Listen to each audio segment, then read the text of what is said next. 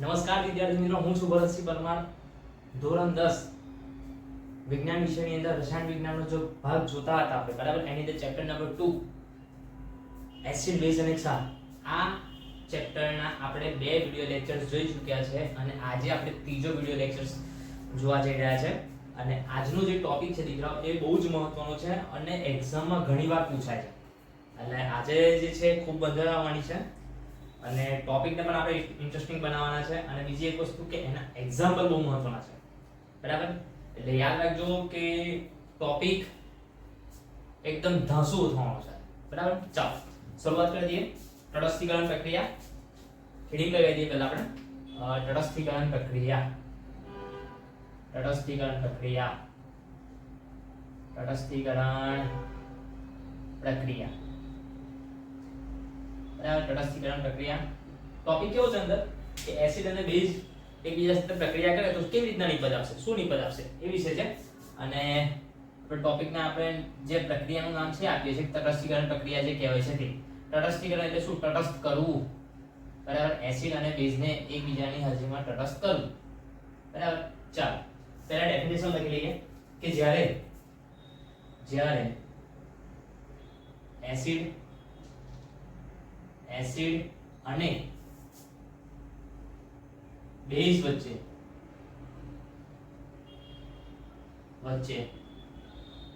રાસાયણિક પ્રક્રિયા થઈ ક્ષાર અને પાણી મળે છે,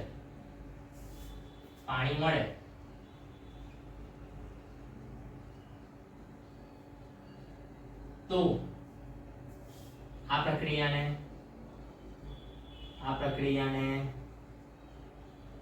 તટસ્થીકરણ પ્રક્રિયા કહે છે. તટસ્થીકરણ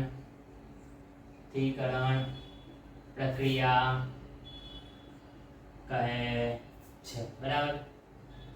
ચાલો તટસ્થીકરણ પ્રક્રિયા થઈ ગઈ. હવે જો ધ્યાન આપી દેજો દીકરાઓ કે એના ઉદાહરણ છે, બહુ જ મહત્વના છે. ઉદાહરણ કઈ રીતના લખીએ, બરાબર. ઉદાહરણ પણ ખૂબ જ જોઈને ઉદાહરણ આપણે લખવા પડશે. ચાલો લખીએ ઉદાહરણ. આપણે પહેલું એક ઉદાહરણ લખી લઈએ કે માની લો કે હું અહીંયા પહેલા લીધું છે કે એસિડ અને એક બેઝ. યાદ રાખજો આપણે શું લેવાનું છે? એસિડ અને બેઝ, બરાબર. એસિડ અને બેઝ બનાવવાનું શું છે? ક્ષાર અને પાણી. ઓકે, ચાલો એસિડ લઈ લઈએ કે માની લો કે મેં અહીંયા લીધું છે, આપણે એસિડ લઈએ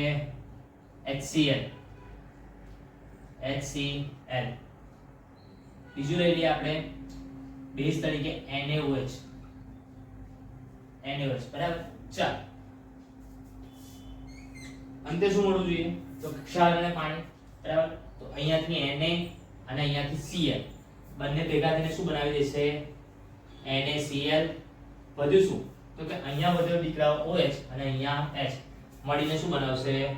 H2O એટલે પાણી થઈ ગયું. કઈ વસ્તુ આપણે લીધી છે એ ધ્યાન આપી દો. આ શું છે આપણી પાસે? હાઇડ્રોક્લોરિક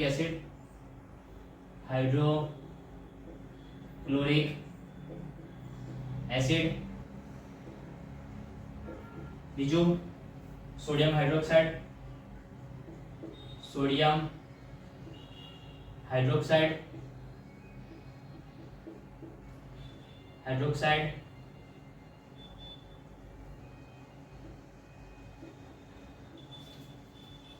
ક્ષાર તરીકે શું મળે છે? લાવો સોડિયમ ક્લોરાઇડ અને અહીંયા શું છે દીકરાઓ? પાણી. ચલો આટલી વસ્તુ ક્લિયર. આ એક ઉદાહરણ થઈ ગયું દીકરાઓ. બીજું એક ઉદાહરણ લખીએ, સમજી લો. બીજું ઉદાહરણ લખું છું તેમાં આપણે એક કામ કરીએ, એસિડ રાખીએ HCl, પણ આપણે બેઝ બદલી નાખીએ. શું કરીએ? NH4OH એમોનિયમ હાઇડ્રોક્સાઇડ લઈ લઈએ, બરાબર. શું મળશે? NH4Cl અને મળશે શું બીજું? H2O. ઓકે, ચાલો તો લખી દઈએ એના નામ. શું આવશે દીકરાઓ? અહીંયા આપણે જે કહ્યું એ હાઇડ્રોક્લોરિક એસિડ.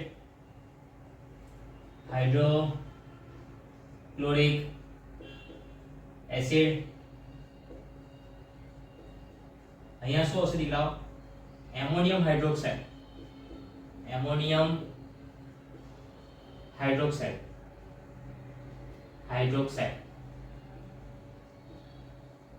અહીંયા એમોનિયમ ક્લોરાઇડ,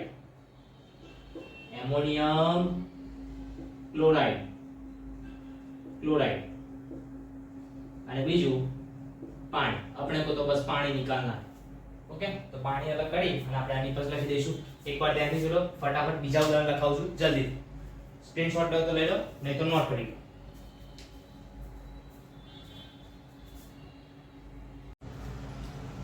બીજા ઉદાહરણ જોઈએ મિત્રો, ફટાફટ રફ કરું છું જલ્દી. બરાબર, અને આપણે ફટાફટ બીજા ઉદાહરણ પર લખીએ. સમય ઓછો છે, ઉદાહરણ પર આપણે થોડા જલ્દી લખીશું. તમે નોટ કરતા જજો સાથે સાથે. ચાલો નેક્સ્ટ જો મસ્ત ઉદાહરણ શું છે આપણી પાસે, તો લઈ લઈએ. એક કામ કરીએ હવે. ચલો HCl ની જગ્યાએ H2SO4 લઈએ.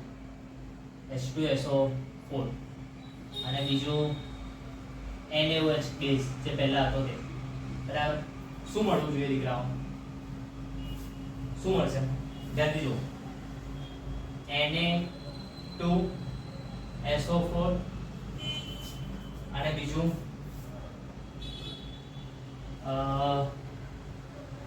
2 મોલ H2O થઈ જશે. ધ્યાનથી જુઓ કે આપણે શું કરવું, બેલેન્સ કરવા માટે અહીંયા 2 મૂકવા પડશે. બાકી બધું બેઝિટી આવી જશે. બરાબર, શું શું આપણે લાયા છે જુઓ. તો આ થઈ ગયો મારી પાસે સલ્ફ્યુરિક એસિડ, સલ્ફ્યુરિક એસિડ. આ થઈ ગયું સોડિયમ હાઇડ્રોક્સાઇડ,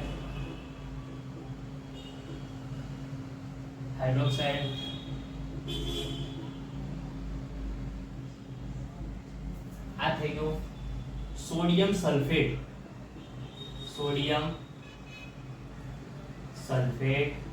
અને આ થઈ ગયું દીકરાઓ પાણી. બીજું ઉદાહરણ લઉં છું, ધ્યાન આપજો. એક કામ કરીએ હવે, આપણે અહીંયા બેઝ બદલી નાખીએ. જોજો, અહીંયા લઈ લઉં છું H2SO4 as it is, અને અહીંયા હું બેઝ બદલી નાખું છું KOH, પોટેશિયમ હાઇડ્રોક્સાઇડ લઈ લઈએ. બરાબર, શું મળશે દીકરાઓ? જો K2SO4 વત્તા H2O. તો અહીંયા આપણે 2 કરી દો અને અહીંયા પણ દીકરાઓ 2 કરી દો. તો પ્રક્રિયા ઓટોમેટિક બેલેન્સ માં છે. શું શું ઉમેર્યું છે જો ધ્યાન. તો આ થઈ ગયું આપણી પાસે સલ્ફ્યુરિક એસિડ,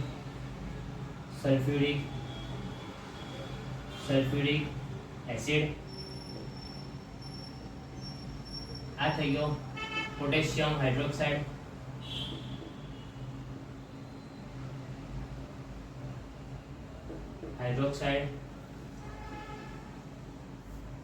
આ થઈ ગયો પોટેશિયમ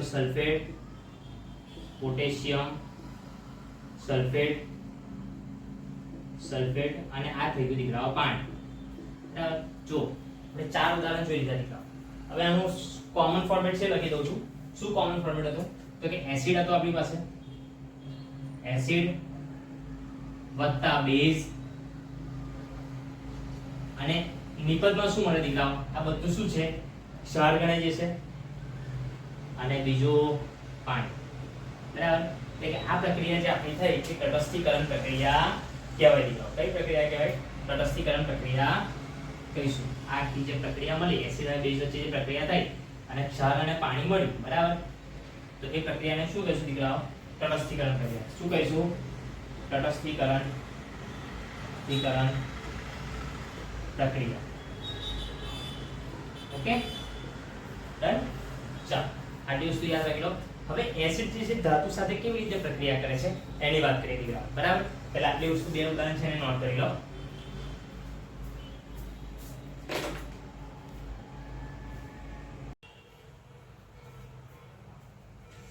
તો ચાલો દીકરાઓ, હવે ધાતુના જે ઓક્સાઇડ છે એની એસિડ સાથેની પ્રક્રિયાઓ આપણે જોઈએ ફટાફટથી, જલ્દીથી. બરાબર, રફ કરું છું જલ્દીથી, તમે નોટ કરી લેજો.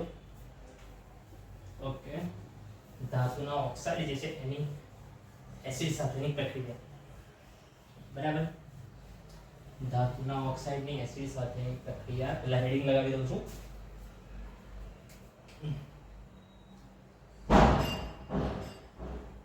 ધાતુ ઓક્સાઇડની એસિડ સાથેની પ્રક્રિયા, એસિડ સાથે પ્રક્રિયા. બરાબર. ચાલો લીધા. તો ધાતુના ઓક્સાઇડ એટલે પહેલા આપણે ધાતુઓ જે છે, બરાબર, સમૂહ 1 અને 2 ના જે તત્વો છે એની વાત કરી દઈએ, અને એની આપણે તત્વોના જે છે એના ઓક્સાઇડ. બરાબર. પહેલું એક મસ્ત એકદમ જોરદાર એક્ઝામ્પલ લઈએ, કોપર ઓક્સાઇડ લઈએ. ચાલો, CuO, બરાબર, copper oxide, CuO, copper oxide. એની પ્રક્રિયા આપણે કરી લઈએ HCl સાથે કરી દઈએ. ચાલો, બરાબર. નહીં તો એક કામ કરીએ, H2SO4 લઈ લઈએ.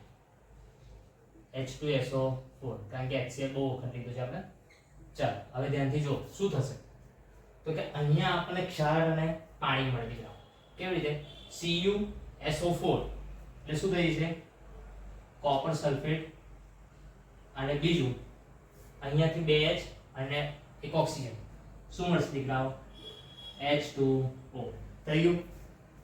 એટલે અહીંયા આપણે શું શું લીધું જોવો જોઈએ. એક તો કોપર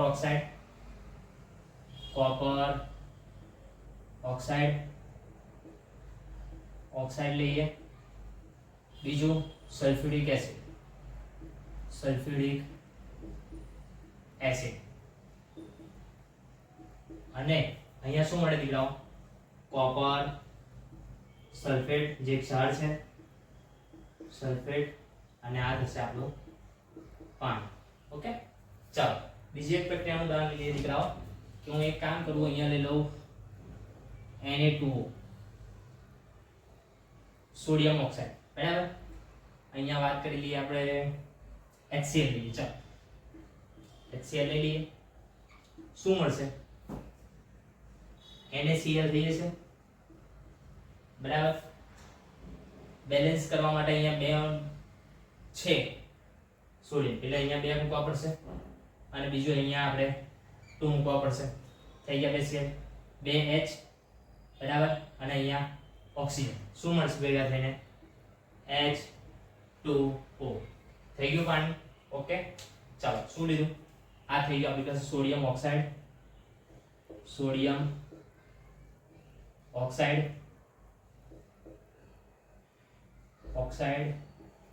આ થઈ ગયું આપણી પાસે હાઇડ્રોક્લોરિક એસિડ.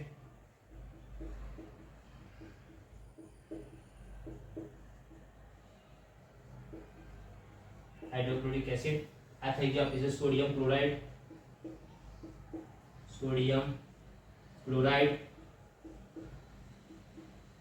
અને આ થઈ ગયું આપણી પાસે પાણી. બરાબર. ઓકે. તો આ આપણી પાસે એક આખી પ્રક્રિયા થઈ ગઈ. હવે ધ્યાનથી જો દીકરાઓ, કે જ્યારે એસિડ અને બેઝને તટસ્થીકરણ પ્રક્રિયા કરી, તો એક એસિડ ને બેઝ લીધું. નિપજની અંદર ક્ષાર અને પાણી હતું.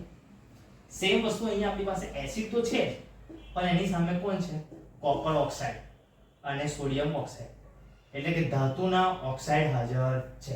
તો એનો મતલબ એમ કહી શકાય દીકરાઓ, કે આ એસિડ છે, તો એની સામે આ જે કોપર ઓક્સાઇડ ધાતુના ઓક્સાઇડ છે, એ બેઝિક નેચરના હોવા જોઈએ, જેનાથી આપણને નિપજમાં ક્ષાર અને પાણી મળે છે. એટલે આના પરથી આપણે તારણ કેવું કાઢી શકીએ, કે દીકરાઓ આપણી પાસે જે પેલા પણ ધાત્વિય ઓક્સાઇડ છે, બરાબર, ધાત્વિય ઓક્સાઇડ એ બધા જ સ્વભાવની અંદર બેઝિક હોવા જોઈએ. સ્વભાવે કેવા હશે દીકરાઓ? બેઝિક હશે. એટલે આ વસ્તુ મોસ્ટ ઇમ્પોર્ટન્ટ છે, આને નોટ કરી લેજો. આ MCQ માં પૂછાયું છે, બરાબર, એટલે આને ખાસ ધ્યાન રાખજો. આ એવી વસ્તુ છે, એટલે આને મગજમાં ખાસ યાદ રાખજો. આનું કોમન ફોર્મેશન લખો તો શું લખાય દીકરાઓ? તો તમને ખબર જ છે આપણી પાસે કે એક તો ધાતુના ઓક્સાઇડ, ધાત્વિય ઓક્સાઇડ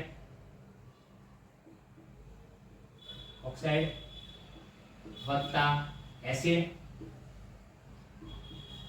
અને ભેગા થઈને શું બનાવે દીકરાઓ? ક્ષાર અને પાણી. Okay done.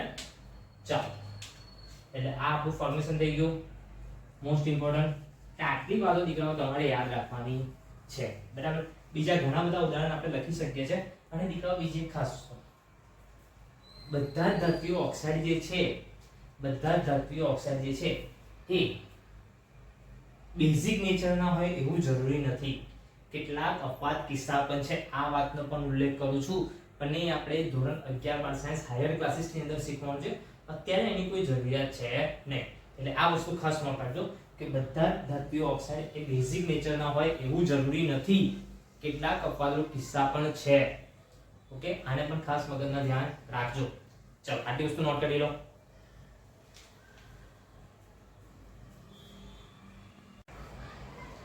હવે દીકરાઓ અધાતુમાં જે ઓક્સાઇડ છે એમની વાત કરીએ કે અધાતુમાં ઓક્સાઇડ છે એ કેવી પ્રક્રિયા આપે છે તે, બરાબર. તો આ બધી વસ્તુ આપણે રફ કરીશું અને ફટાફટ લખીએ. આ આપણી છેલ્લી પ્રક્રિયા થશે, બરાબર. તટસ્થીકરણ પ્રક્રિયા, ધાતુના ઓક્સાઇડની પ્રક્રિયા જોઈ અને અધાતુના ઓક્સાઇડની પ્રક્રિયા જોઈશું. આના પછીની આગળની જેટલી પણ રિએક્શન છે બધી આપણે આગળના લેક્ચર્સમાં જોઈશું, બરાબર. એટલે આ છેલ્લી રિએક્શન જોઈ પછી તમે છૂટા શાંતિથી મસ્ત રીતે રિલેક્સ. ઓકે, ચાલો જોઈ લો અધાતુના ઓક્સાઇડ. અધાતુના ઓક્સાઇડની પ્રક્રિયા, બરાબર. અધાતુ ઓક્સાઇડ, બરાબર.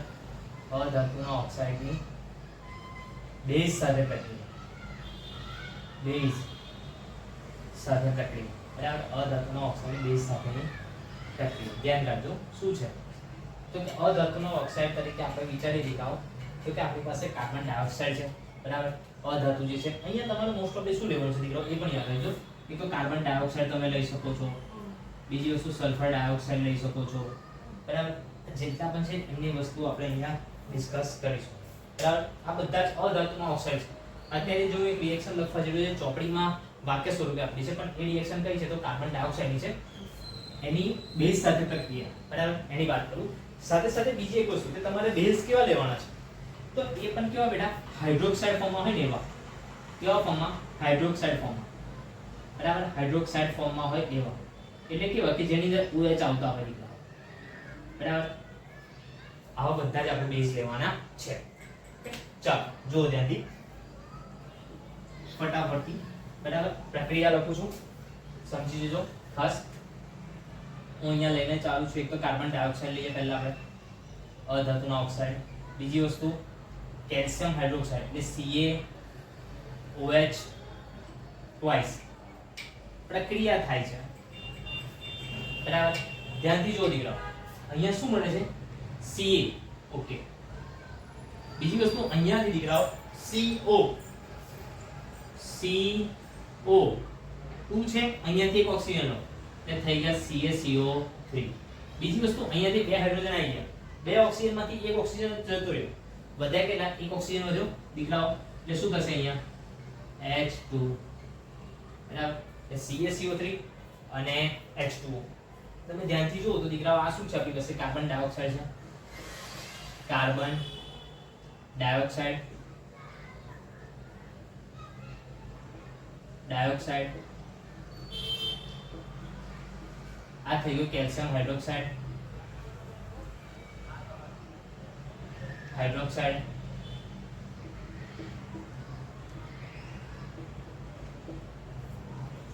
અહીંયા આવશે દીકરાઓ કેલ્શિયમ કાર્બોનેટ, કેલ્શિયમ કાર્બોનેટ, બરાબર. કાર્બોનેટ. અને આ દીકરા મળે છે પાણી, બરાબર બેટા. તો આ શું છે આપણી પાસે? ક્ષાર છે, યાદ રાખજો. અને આ શું થઈ ગયું? પાણી. આખી આખી રિએક્શન આપણે લખવી છે, બરાબર.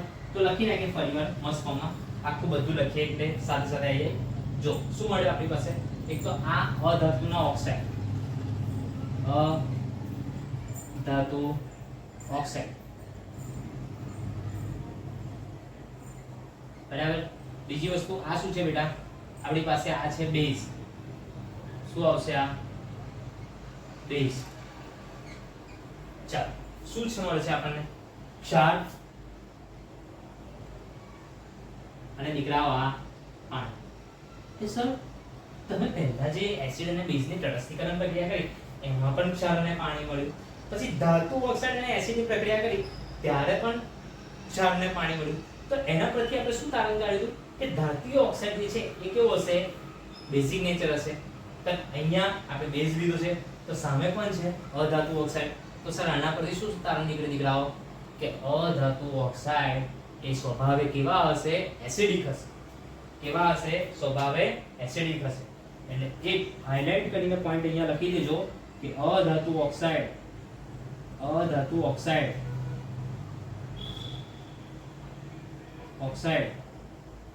સ્વભાવે કેવા હોય દીકરાઓ, એસિડિક નેચર ધરાવતા હશે.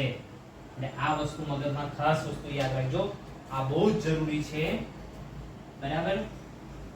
એટલે આ મોસ્ટ ઇમ્પોર્ટન્ટ નોટ કહેવાય અને યાદ રાખજો. આઈએમપી છે, એક્ઝામમાં પૂછાશે એટલે આને યાદ રાખજો, બરાબર. અને આપણું જે કોમન સ્વરૂપ આવશે દીકરાઓ આ થશે અધાતુ ઓક્સાઇડ એટલે બેઝ સાથેની પ્રક્રિયા એટલે ક્ષાર અને બીજું શું મળે દીકરાઓ, પાણી, બરાબર. થઈ. તો અત્યાર સુધી બસ આટલી 3 રિએક્શન આપણે જોઈ છે. બાકીની બધી રિએક્શન આગળના લેક્ચર્સમાં જોઈશું. ત્યાં સુધી જય માતા.